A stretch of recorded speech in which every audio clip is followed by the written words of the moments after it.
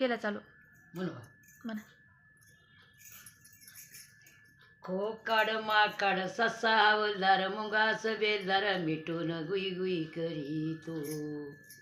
खोकाड माकाड ससा हवलदार मिठून गुई गुई करीतो. आणि चार बैलाची मोठ हाणून उंदीर दार धरीतो.